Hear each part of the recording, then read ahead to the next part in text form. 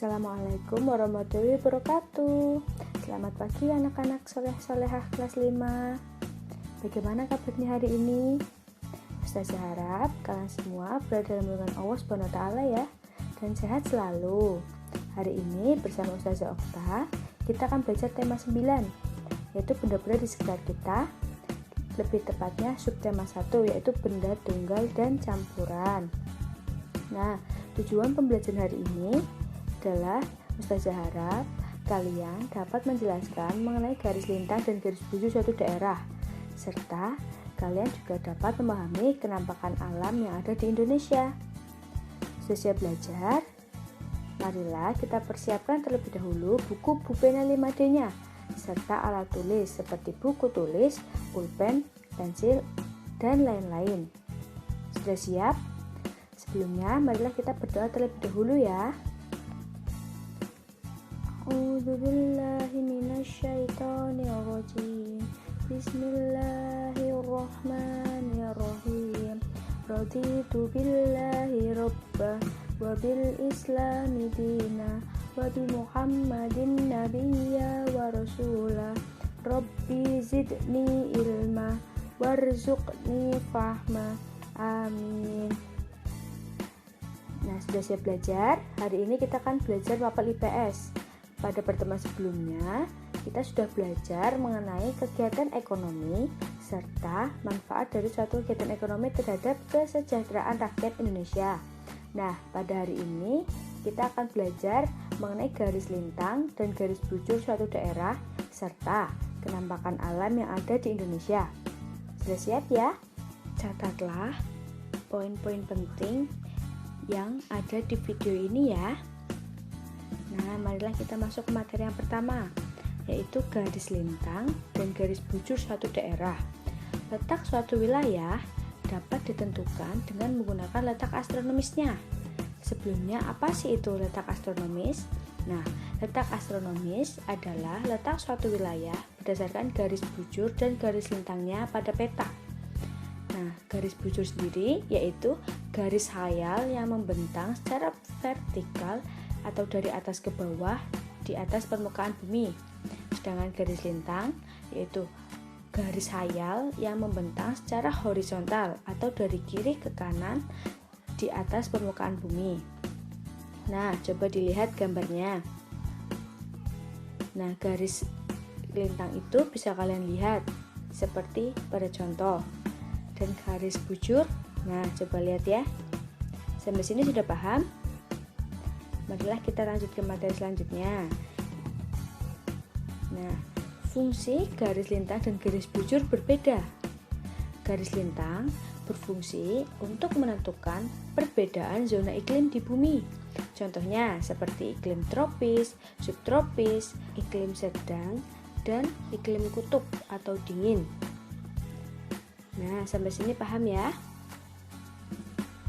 Selanjutnya, garis bujur berfungsi untuk menentukan pembagian waktu di seluruh permukaan bumi, di mana setiap jarak 15 derajat ke arah bujur timur atau barat akan menunjukkan selisih waktu sebanyak 1 jam atau 60 menit. Nah, itu tadi merupakan pengertian dari garis lintang dan garis bujur. Dapat disimpulkan bahwa letak astronomis Indonesia berada pada garis 6 derajat lintang utara sampai 11 derajat lintang selatan dan 95 derajat bujur timur sampai 141 bujur timur. Indonesia merupakan salah satu negara yang dilalui oleh garis khatulistiwa. Sebelumnya, apa sih itu garis khatulistiwa? Garis khatulistiwa atau biasa dikenal sebagai ekuator adalah garis khayal yang membagi bumi menjadi dua belahan, yaitu bumi bagian utara dan bumi bagian selatan. Garis khatulistiwa bertepatan dengan garis lintang 0 derajat atau berada di tengah-tengah bumi. Selanjutnya, wilayah yang dilalui atau berdekatan dengan garis khatulistiwa seperti contohnya negara Indonesia memiliki iklim tropis dan hanya memiliki 2 musim saja, yaitu musim hujan dan musim kemarau. Nah, itulah tadi materi mengenai garis lintang dan garis bujur suatu daerah. Sekarang kita akan memasuki materi yang kedua, yaitu kenampakan alam yang ada di Indonesia. Wilayah Indonesia terdiri dari kenampakan alam yang beragam. Kenampakan alam adalah segala hasil peristiwa alam yang tampak di permukaan bumi. Kenampakan alam tersebar di wilayah perairan dan juga wilayah daratan. Nah, berikut ini akan Ustazah contohkan kenampakan alam di wilayah perairan. Yang pertama adalah laut. Kalian pasti tahu kan laut itu apa? Nah, laut adalah kumpulan air asin yang memisahkan daratan yang satu dengan yang lainnya. Pulau-pulau di Indonesia dikelilingi oleh laut, betul? Betul. Terdapat juga laut sempit di antara dua pulau yang disebut selat. Nah, contoh selat yaitu ada Selat Sunda yang berada di antara Pulau Jawa dan Pulau Sumatera. Contoh yang kedua ada sungai. Nah, sungai adalah aliran air yang panjang dan besar yang berada di daratan. Aliran sungai ini mengalir dari hulu atau pegunungan ke hilir atau muara. Sungai biasanya dimanfaatkan sebagai irigasi lahan pertanian, pertambakan, dan bisa juga sebagai sarana olahraga air. Sudah paham? Nah, contoh kenampakan alam yang ketiga ada danau. Danau merupakan cengkungan luas yang digenangi air. Danau alami terbentuk melalui dua cara, yaitu akibat pergeseran dasar bumi atau kawah gunung yang terisi oleh air hujan, atau biasa disebut sebagai danau vulkanik. Danau dapat dimanfaatkan sebagai sarana olahraga dan juga sebagai tempat untuk membudidayakan ikan air tawar. Sampai sini paham? Selanjutnya kita akan masuk pada contoh kenampakan alam di wilayah dataran. Nah, contoh yang pertama itu ada dataran tinggi. Dataran tinggi adalah dataran luas yang memiliki ketinggian sekitar 200 hingga 600 meter di atas permukaan laut. Dataran tinggi biasanya memiliki udara yang sejuk, sehingga dapat dimanfaatkan sebagai tempat peristirahatan dan tempat wisata. Nah, contoh yang kedua ada dataran rendah. Dataran rendah adalah hamparan tanah luas yang memiliki ketinggian dari atau sekitar 0 sampai 200 meter di atas permukaan air laut.